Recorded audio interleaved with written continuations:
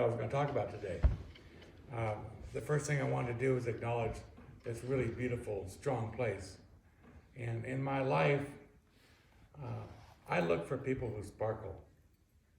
And when I see people who sparkle, and we all instinctively know when someone sparkles. There's a light around them. There's an energy around them.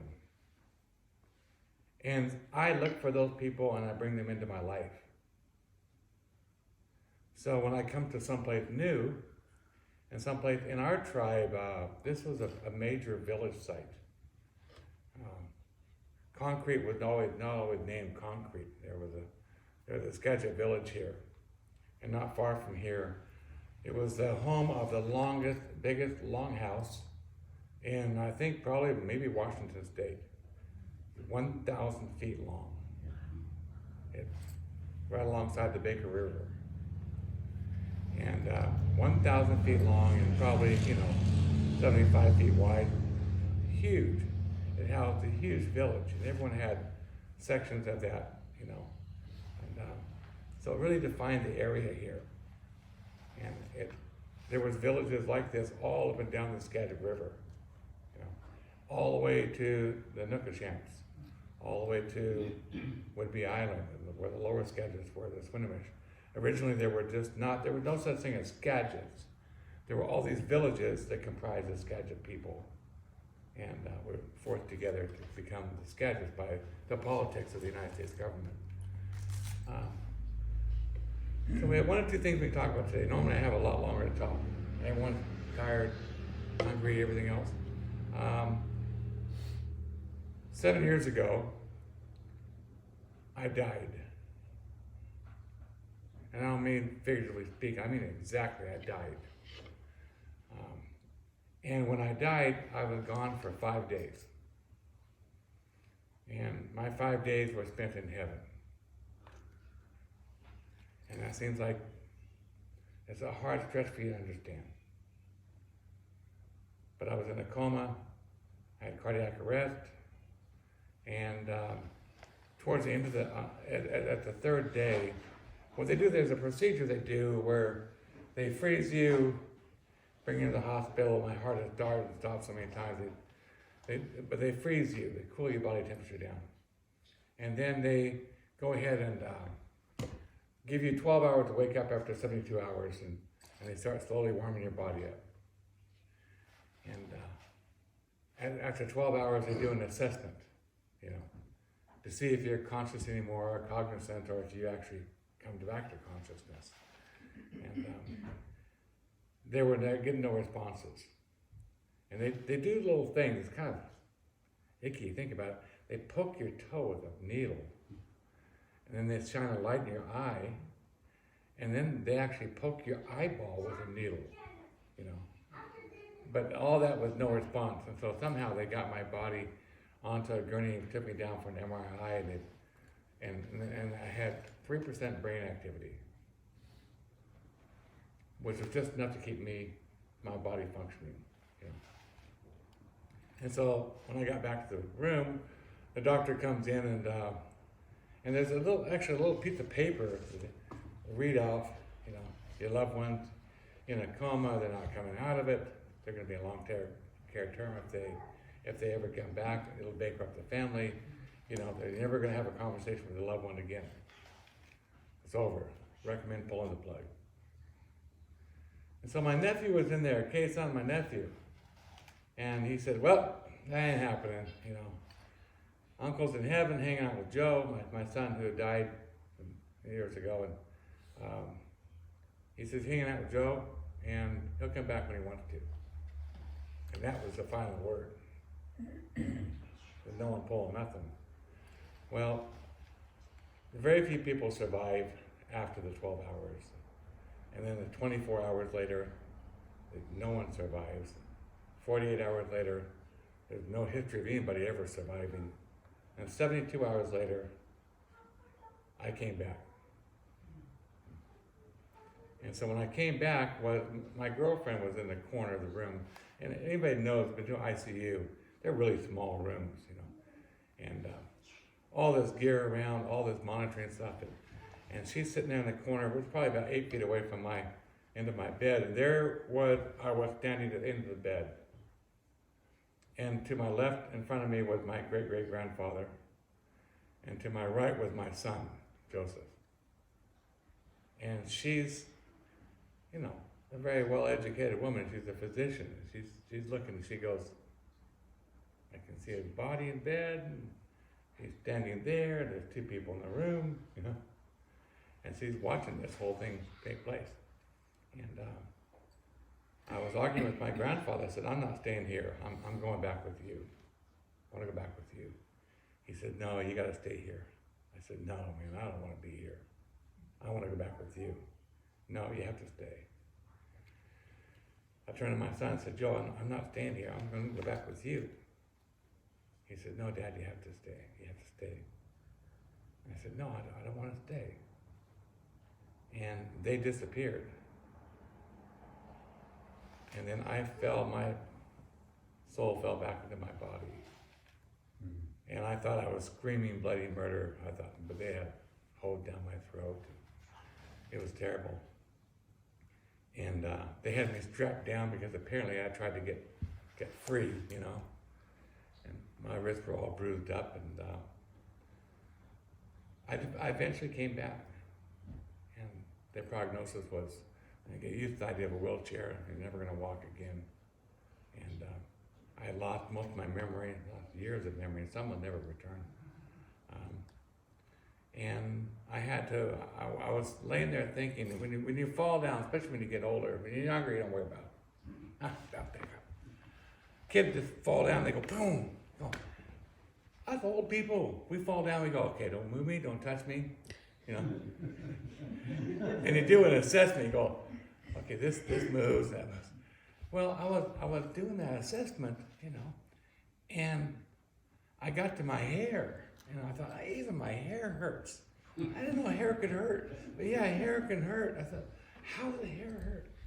And then I remembered something my father had told me when I was a young man, like 8 years old, and why parents tell their kids certain things, I don't understand.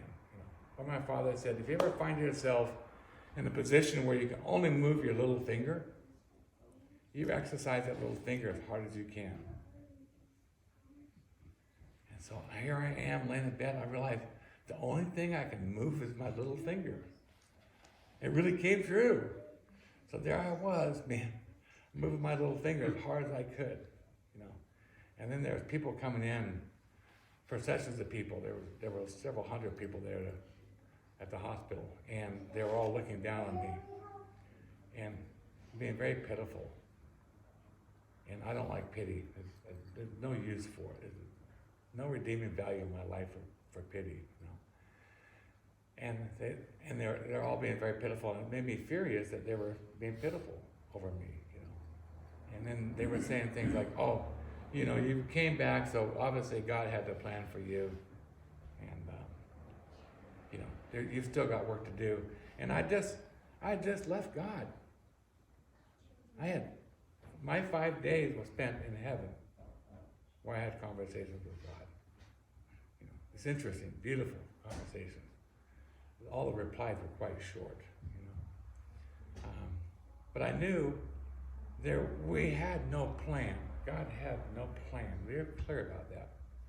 That it's up to ourselves to find our strength and the gifts in ourselves and go out to help other people. There's no grand plan for me. I thought, I got to make it up again. I got to find out what I want to do.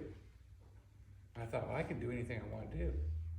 I can go rob banks for a living, I got my ticket punched. I know where I'm going, And I thought, no, I think what I'm going to do is try to change the world, make it a better place. I'm going to do good every day. I'm going to try to do as much good as I can.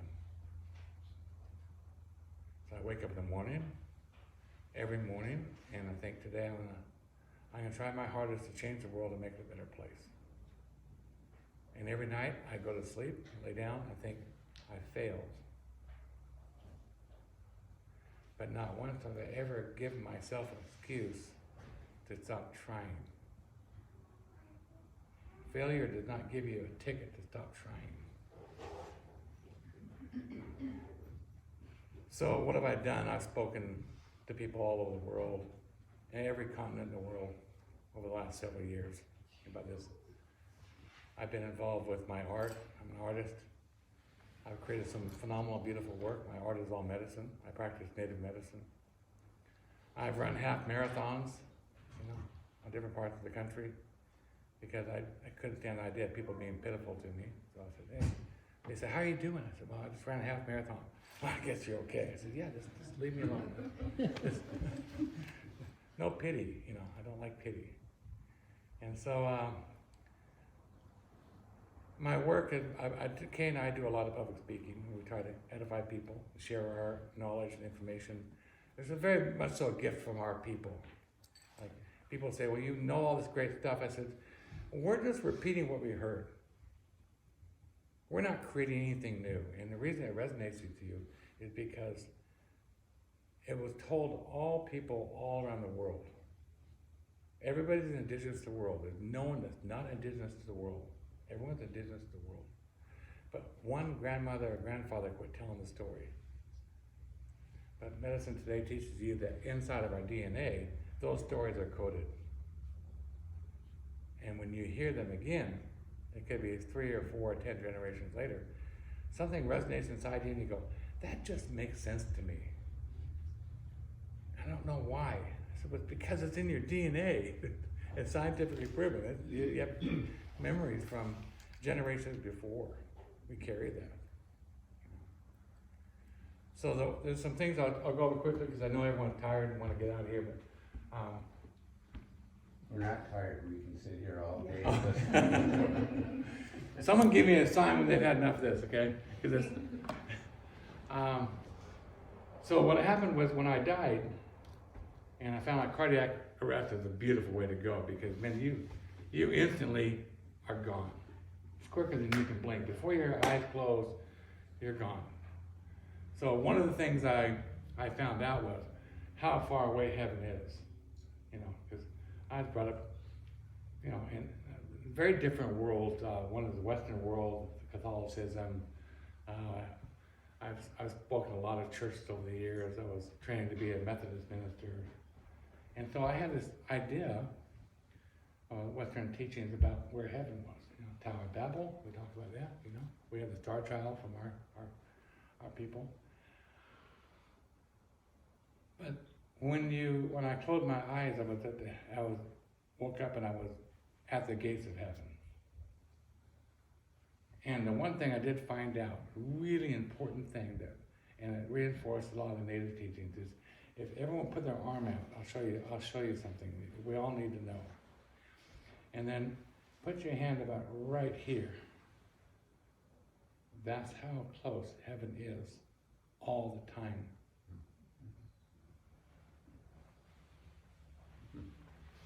We're never estranged from heaven. God never tried to estrange us from heaven. And the division between this world and that dimension is just a thin ether. And the spirit world, we call it spirit helpers. Catholicism teaches we have guardian angels. We all have names for angels around the world. We have all these great names for angels. But they can pass back and forth between that through the ether to intervene on our behalf, to help us out. That's one thing God really good about that promise. He'll make sure that the angels are there to help you. And in our world, we're taught, you don't say something. Don't say, I'm going to go hang out with Kevin this Sunday. And then I call Kevin at 9 o'clock. Say, I don't feel like coming. We don't get to do that in our world. When we say we're going to be there, we know all the angels, spirit helpers, start paving the way for our journey, whatever we outline to do. And if you don't do that, if you don't follow through, there's consequences. You've insulted the spirit world, the angels. You've called out for the help. You've cried wolf. You don't get to change your mind. And so when we say something, we understand that along with it, all the angels start working the way. Kevin made a public declaration about his commitment to the people in the community. all the angels involved in Kevin's life are working all the time to support his goal because they're good goals. So anyway, while I was sitting there in heaven, and I said I want to have a conversation with God. I was running around with my son, my great-great-grandfather. I could see my mother and all my loved ones off in the distance, and I got to see all these souls there, really beautiful. And what is heaven like? And I'm trying to describe the feeling what heaven is like. And if you take every moment in your life, you have that euphoric feeling of excitement and happiness. You know, the first birthday party, your first kiss. You know, all the excitement, fun times in your life, all the exuberant times, you just feel that good feeling inside of you. At the end of our life, we can probably put together 5 or 6 or 7 minutes of that if we've led a long life. That feeling is what you feel all the time in heaven, all the time, without any anxiety. There's no anxiety. You know, you constantly feel that tremendous state of happiness and content without any anxiety. You're given a great amount of knowledge, whatever it is to satisfy your anxieties. There's no such thing as time in heaven. Time doesn't exist, and God was very clear about that. You know, time was created for experience on earth. And in heaven, there's no such thing as time. So my time on heaven was measured on earth as 5 days. You know, the book's very small. I wrote a book about it. It's very short, not very long. But there's a couple of things that were made very clear to me. Is like, why are we here? You know, I've heard great sermons on this, God, from scientists and religious leaders both. The purpose of humanity on earth. And you've all heard it, so I'm just going to jump right to the answer. To have fun. That's the reason the earth was created. For us to enjoy and have fun. Don't hurt anybody, but have fun. Some things I'll go over real quick. When a soul wants to go to heaven or go to earth, they approach God. And God and I were having this conversation, and this lady goes and said, I want to go back to earth. I thought, well, that's rude of her to interrupt us. There was no such thing as interrupting God. Because God could very well carry on 2 conversations at once. That was like very simple. And so I watched, and there was a agreement we all made. You know, I've created the whole earth, flora, and fauna for you. All this beautiful things for you to enjoy. Go enjoy. You'll be given at least 1 gift, if not more. With these gifts, you're to help other people. So I'll send guardian angels and spirit helpers to help you make your decisions. Don't hurt anybody. The last thing, then the soul picks a mother. You know, I don't know. And in my book and the stories, I don't speculate on a lot of things when I'm recounting the events. I just want to say exactly what I saw. I don't know about the father. I did see them pick a mother. And so the soul picks a mother. And then, as soon as the baby leaves the womb, the soul can go from heaven into the baby. No, not till then. And then God said, watch. And there was this 2 lights we were watching, like this. 2 lights. Each one represented a soul and a life. And this first one came back. And the second one continued on and on and on. And that came back. The first soul lived 10 seconds. The second soul lived 100 years. It was just that much time. It's like, and yet we got a perspective on what heaven's about, what time's about, how we apply things, you know. And the experience of earth is to enjoy God's creation. supposed to enjoy it. That's our whole job here, to have fun. And I was talking to a bunch of Lutheran ministers. I said, got 100 Lutheran ministers in one room, okay? Okay, so tell them about this day. I said, imagine watching 20 or 30 kids, and they're under your charge. And you say, finally, they're getting under your feet. Say, let's go outside and play. So you send them all outside. We've all had kids who are responsible for like that. Everyone has. And all of a sudden, it gets quiet. And everyone knows what that means when you got 20 or 30 kids quiet, and there's something going on. So I said, you open the door and you look out in the yard, and there they are, mowing the lawn, weeding the flower beds, picking up the trash. And he's going, hey kids, you're supposed to be playing. What are you doing? And I said, that's what God's, when he looks at us, going, you're supposed to be enjoying yourself. We have all these gifts. We're all good at something, really good at something. And with those gifts, you're supposed to help other people. And the nice thing in the native world, this is exactly what we're taught there. We're given gifts, things that we are good about, that makes us special.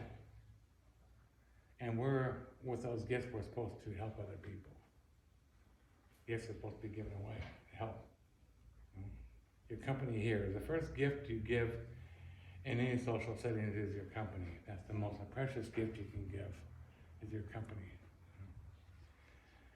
So anyway, I watched all that, and we can talk about it later if you want to, but I asked questions about heaven and hell. Anybody know about what God said about heaven and hell? Anybody want to know about hell? Show of hands. Anybody want to know about hell? I've always heard that it's just separation from God is kind of the definition. So I said, what about hell? I was asking all these questions about love and marriage and time and everything, and he says, there is no hell. He said, everybody goes home. Everybody comes home. And I think we're all born in heaven. We're not born on earth. We're born in heaven. And when we begin to understand that we're eternal creatures, from the point where God created us and our experience as a soul, one of the things we do is come to earth and experience life as an individual, as a human, and we go back home. And the native world, it was a full understanding of that. We don't have a word for die, for example. We don't have a word for death. We also don't have a word for love either. And death, we say going home. Someone's going home. They're going home. That's where that's our home. That's where we were born. And we miss each person that leaves us really deeply. But I spoke to a lot of funerals. I said, on the other side right now, there's this huge celebration going on. I'm welcoming this individual back home. And yes, we may miss them, but we will be with them again. So we don't have that conflict in the Western world of estrangement, where the barrier between our world and God's world is impermeable. We're taught every day we walk in that world, and it's a very permeable ether. And the angels are always trying to give us instincts and signs to help us, give us little motivations. And you'll say, a young lady came to me and she wanted me to teach her how to be a medicine woman. I said, fine. First thing I want you to do is go back over the last 10 years, and everything bad happened to you, I want you to think about that and think what happened before that happened. I said, you always have been warned in your heart and soul that you shouldn't do this, you should go this way. We all have that. In the Western world, we call it a gut instinct. What the native world teaches is that that's your soul talking to you. And your soul can see forward, back in time, everything, and see the future and the past. And says, okay, you should go over here. Slow down, stay at a stop sign just a little longer. We've all had that experience. You think, I don't know why I'm slowing down here, and boom, a car comes in front of you. That's why. when I was in college, I had a job, and my job was to bring the students to grocery shopping and different events. I got the van, and 14 passenger van. And one night, all these students, appropriate number of students, asked me to bring them to the shopping center as in college to do the toiletries and stuff. So can't say no, they got the 12 students. So I got there and they went down Cerritos Road over to St. Francis Road, way over there to Coronado Mall. And it was like 4 miles, 5 miles around. Or you can cut straight through and go through all the neighborhoods. And it's like stop signs all the time. So I got through and I was tired. And I all got back in there trying to crowd 12 college students. On a schedule. Finally got back in the van and I said, I'm gonna go straight back. So I went straight back to the school. And in Santa Fe, they have these big high walls everywhere around the outside of their property. They're big giant adobe walls, and you can't even see around the corners. It's like big canyons everywhere. And I came up with this one intersection, and I was told, stop. Stop. And it's funny because you have 12 college students just going at it, carrying on, and as soon as I stopped, they instantly knew there was no stop sign, no screaming, what are you stopping for? There's no stop sign, ah! I didn't say a thing.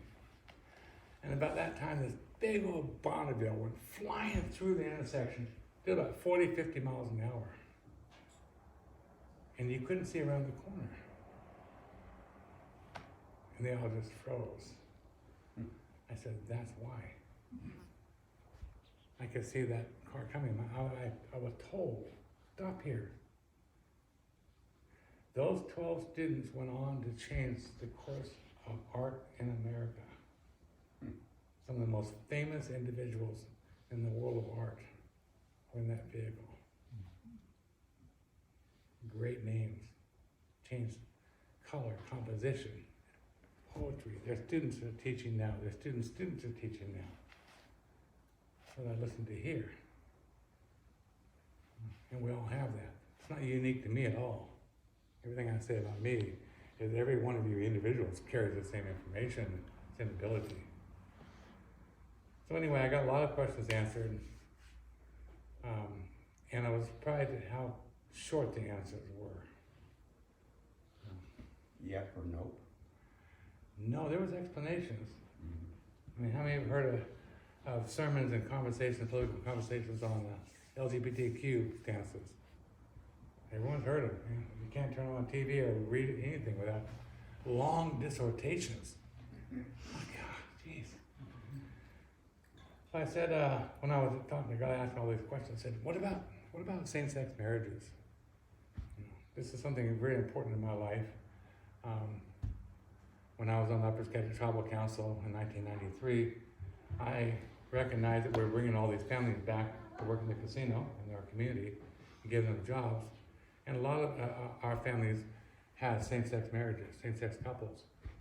And I said, if we're gonna bring our family back, then we need to make sure they're accommodated and recognized with all the rights and privileges of every other couple. And so I presented for the council, and I argued my point, and that night I got it passed. I was the first one in the country to introduce and pass legislation recognizing same-sex marriages. It's because it's a tradition in our culture. That's not an anomaly.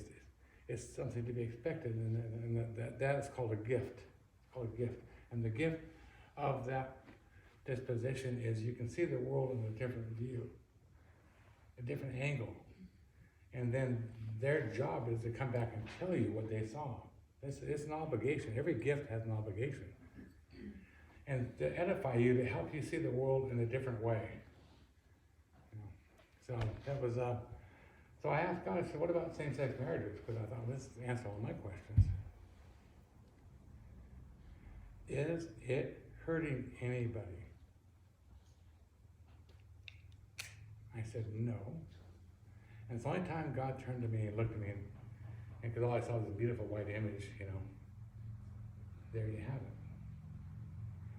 And at the same time, we were looking down at Earth, and I thought, all these conversations going all over the world about the pros and cons of this.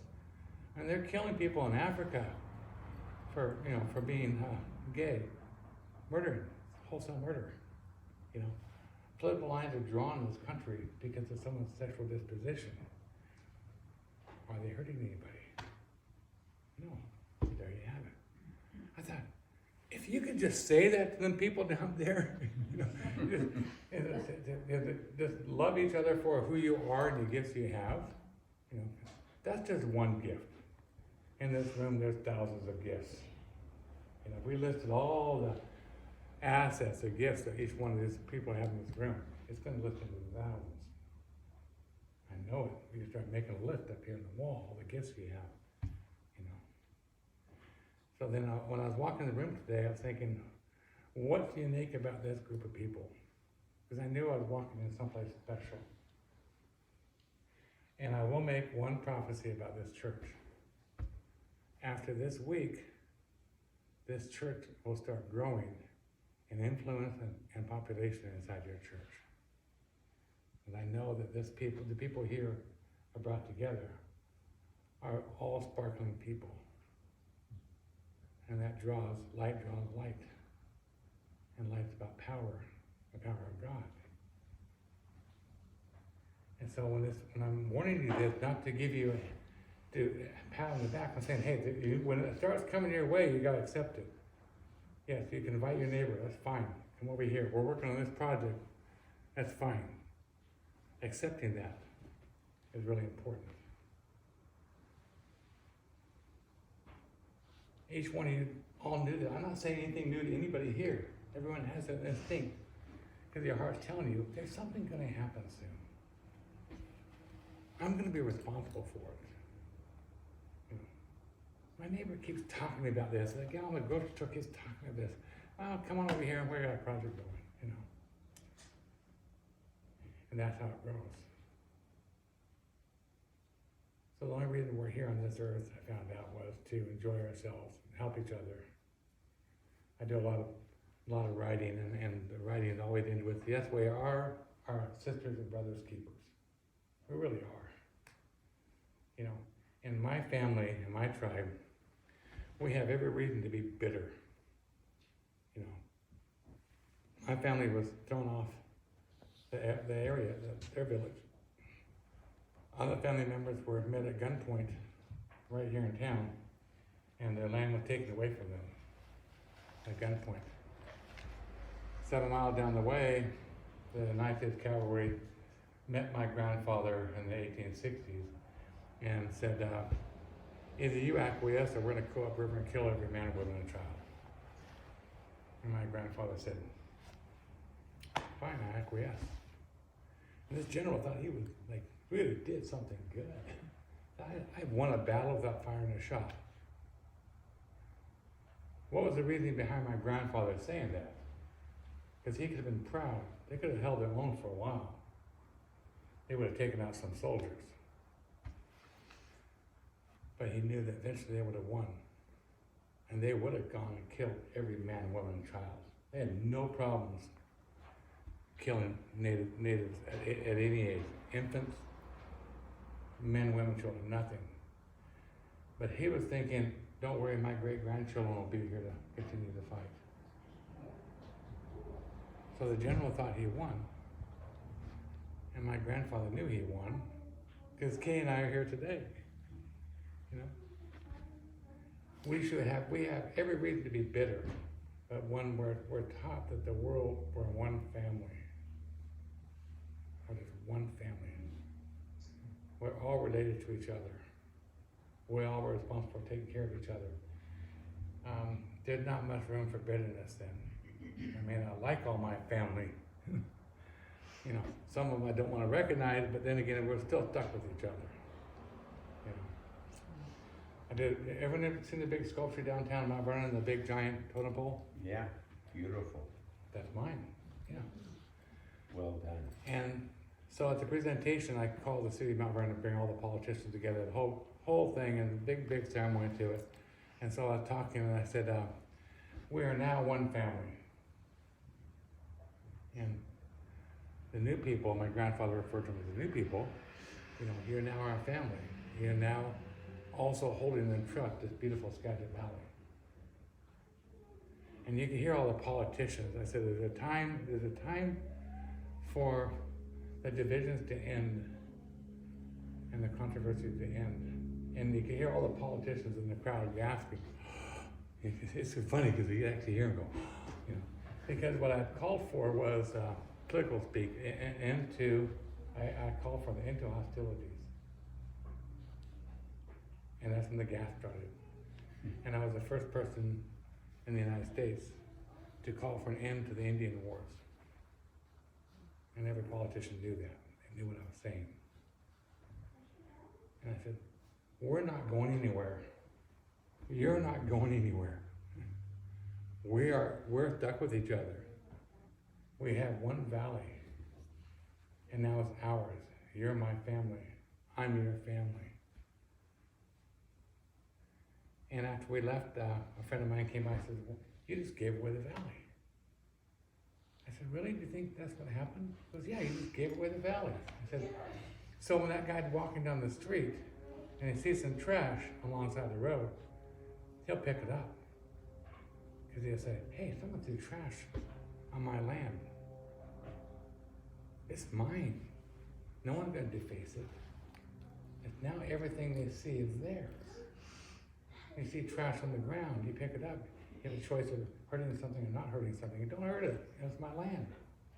Every farmer can tell you have to be very respectful to the land. If you don't, you suffer the consequences of famine. So, and my grandfather gave us some wonderful wise words about understanding the new people and ingratiating. And our culture teaches us that we are one family. And we are responsible for taking care of each other. Everything I saw and learned in heaven, I was walking around going, I'm glad I grew up in the native world because I came down the right side. Yeah. You get to keep your sense of humor in heaven, by the way, also. That's another fun thing, you know. But I was reinforced with all the native teachings. You know. And they're not unique to our tribe, they are unique to the world. Every culture taught the same things. You know. And so if you have any questions about that, I'd be glad to answer any questions. But do know this, I'm going to recognize the responsibility and the gifts of the people in this room to become the example in this community, in this area, for what happens when a handful of people come together for the best interest of the whole community. Maybe if they have questions, they can talk to you after church. Yeah, you can do that too. I'm going to get busy here. Well, thank you for your time. Thank you, children. Yeah. Thank you. Thank you.